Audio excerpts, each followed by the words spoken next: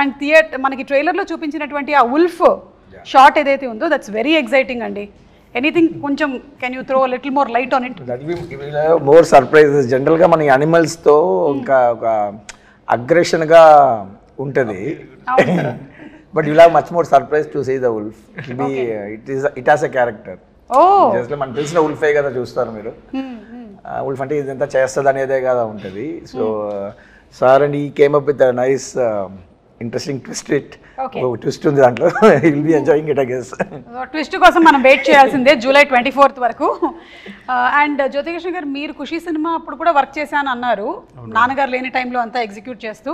So అప్పుడు కూడా పవన్ కళ్యాణ్ గారితో ఒక ర్యాపో ఉండేదా, లేకపోతే you were little away from?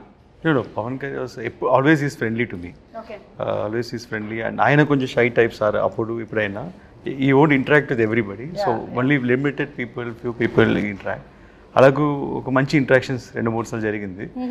It was long back. దాని తర్వాత బంగారం చేసాం, అండ్ అప్పుడు కూడా మంచి ఇంటరాక్షన్ పవన్ సార్తో.